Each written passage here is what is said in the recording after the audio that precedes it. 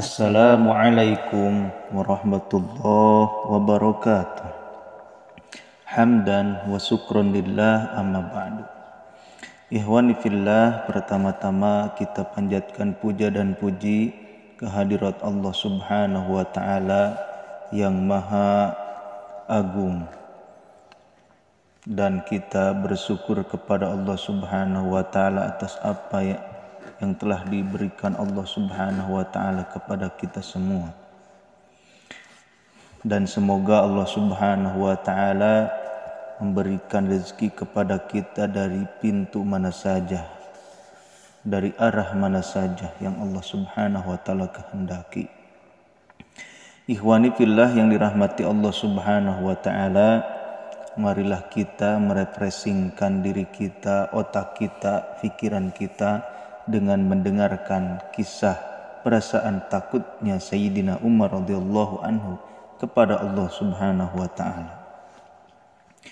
Suatu ketika Sayyidina Umar radhiyallahu anhu memegang sebatang ranting kayu dan berkata, "Alangkah bahagianya diriku seumpama aku menjadi sebatang ranting kayu ini." Terkadang ia berkata, "Alangkah bahagianya diriku seumpama ibuku tidak melahirkanku." Suatu saat ia sibuk dengan pekerjaannya. Seseorang mendatanginya dan berkata, "Si fulan telah menzolimiku. Engkau hendaknya menegakkan hukum atas dia sebagai balasan." Sayyidina Umar radhiyallahu anhu mencambuknya sekali seraya berkata, "Ketika kusediakan waktu untuk menerima pengaduan, kamu tidak datang. Kini aku sedang sibuk dengan urusan lain, kamu datang mengadu." Orang itu pun pergi. Lalu Sayyidina Umar radhiyallahu anhu menyuruh seseorang untuk memanggil kembali orang tersebut. Setelah ia datang, Sayyidina Umar radhiyallahu anhu memberikan cambuk kepadanya dan berkata, "Balaslah aku." Orang itu menjawab, "Aku telah memaafkanmu karena Allah Subhanahu wa taala."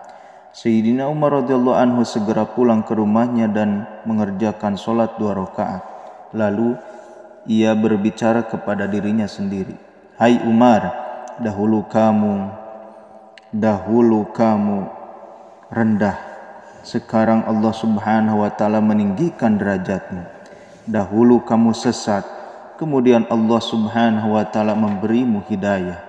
Dahulu kamu hina, lalu Allah Subhanahu wa taala memuliakanmu, dan Dia telah menjadikanmu sebagai raja bagi manusia.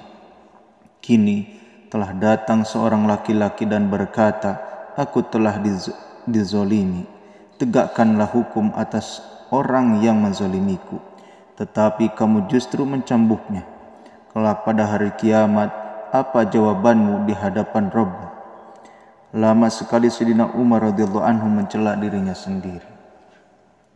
Hamba sahaya Sayyidina Umar radhiyallahu anhu yang bernama Sayyidina Aslam radhiyallahu anhu berkata, "Suatu ketika aku bersama Sayyidina Umar radhiyallahu anhu pergi ke Harrah, kawasan yang berbatu-batu terjal dekat Madinah. Lalu terlihat nyala api di sebuah padang. Sayyidina Umar radhiyallahu anhu berkata, itu mungkin khalifah, itu mungkin kafilah yang karena kemalaman tidak bisa sampai ke kota. Mereka terpaksa menunggu di luar kota. Marilah kita melihat keadaan mereka dan mengatur penjagaan untuk mereka malam ini." Setibanya di sana, tampak seorang wanita bersama mereka malam ini. Tampak seorang wanita bersama anak kecil yang sedang menangis, merengek-rengek. Wanita itu sedang merebus air dalam periuk di atas tungku yang menyala. Sayyidina Umar radhiyallahu anhu memberi salam kepada wanita tersebut dan meminta izin untuk mendekat. Ia bertanya, "Mengapa anak-anak ini menangis?" Wanita itu menjawab, "Mereka menangis karena menahan lapar." Sayyidina Umar radhiyallahu anhu bertanya, "Apa yang sedang engkau masak dalam periuk itu?" Ia menjawab, "Periuk ini berisi air hanya untuk menghibur anak-anak agar mereka tenang dan tertidur." Aku akan mengadu kepada Allah Subhanahu wa taala pada hari kiamat, mengapa Amirul Mukminin tidak memperhatikan kesusahanku. Sayyidina Umar radhiyallahu anhu pun menangis dan berkata, semoga Allah Subhanahu wa taala merahmatimu. Tetapi bagaimana mungkin Umar mengetahui keadaan? Jawabnya, dia pimpinan kami, maka seharusnya dia tahu keadaan kami. Sayyidina Aslam radhiyallahu anhu melanjutkan ceritanya. Lalu Sayyidina Umar mengajakku kembali ke Madinah. Ia mengambil sebuah karung, kemudian mengisinya dengan sedikit gandum, kurma, mentega, dan beberapa helai pakaian. Juga beberapa dirham yang diambil dari Baitul Mal. Setelah karung penuh, ia berkata kepadaku, wahai Aslam, letakkan karung ini di pundakku. Aku menjawab, biarkan aku yang membawanya, ya Amirul Mukminin. Sahut Sayyidina Umar radhiyallahu anhu, tidak, letakkan saja di pundakku. 2-3 kali aku menawarkan diri sedang dengan sedikit memaksa. Ia berkata, apakah kamu akan memikul dosa-dosaku pada hari kiamat? Aku sendiri yang akan memikulnya. Aku sendirilah yang akan ditanya pada hari kiamat. Aku pun terpaksa meletakkan karung itu di bahunya. Lalu dengan tergesa-gesa ia membawa karung itu ke kemah tadi dan aku ikut bersamanya. Setibanya di sana, ia langsung memasukkan tepung dan sedikit mentega ditambah kurma ke dalam periuk, lalu mengaduknya. Dan ia sendiri yang menyalakan tungkunya. Sayyidina Aslam radhiyallahu anhu melanjutkan ceritanya. Kulihat asap mengenai janggutnya yang lebat. Ia memasak hingga bubur siap dihidangkan. Lalu ia sendiri yang menyiapkan makanan itu dengan tangannya yang penuh berkah kepada keluarga itu. Setelah kenyang, anak-anak itu bermain dengan riang. Sisa makanan diserahkan kepada mereka untuk hidangan berikutnya. Wanita itu pun sangat senang. Ia berkata, semoga Allah Subhanahu wa taala memberimu balasan yang baik. Engkau lebih berhak menjadi khalifah daripada Umar. Untuk menyenangkan hati ibu tadi, Sayyidina Umar radhiyallahu anhu berkata, jika engkau pergi menemui khalifah, engkau akan menjumpaiku di sana. Lalu Sayyidina Umar radhiyallahu anhu menjauh sedikit dari tempat tersebut dan duduk di atas tanah agak lama, kemudian meninggalkan mereka. Sayyidina Umar radhiyallahu anhu berkata kepada Sayyidina Aslam radhiyallahu anhu, aku tadi duduk di situ, sebagaimana aku telah melihat mereka menangis. Aku ingin melihat mereka tertawa.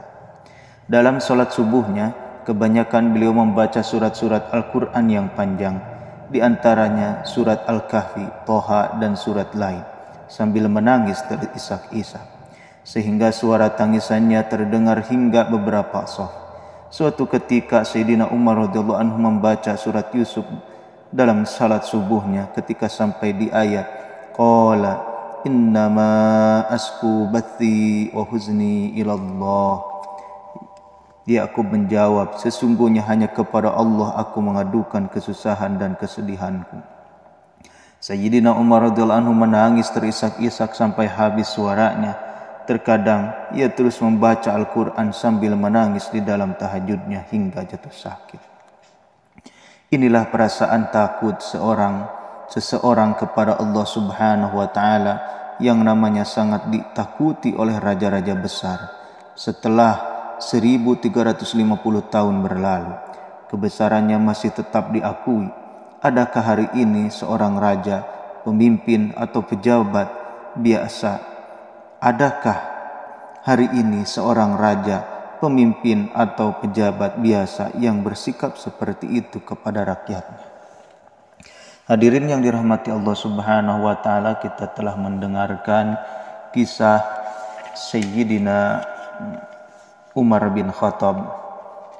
Beliau sangat takut kepada Allah Subhanahu wa taala karena beliau adalah pemimpin yang sangat besar, pemimpin yang sangat agung pada waktu itu. Dia sangat takut kepada Allah Subhanahu wa taala. Maka hadirin yang dimuliakan Allah Subhanahu wa taala, marilah kita mengambil pelajaran dari kisah tersebut yang mana ketika kita menjadi pemimpin, menjadi seseorang pemimpin, baik itu pemimpin rumah tangga, baik itu pemimpin di satu kampung, di satu wilayah, di satu negara, kita harus merasa takut kepada Allah Subhanahu wa taala.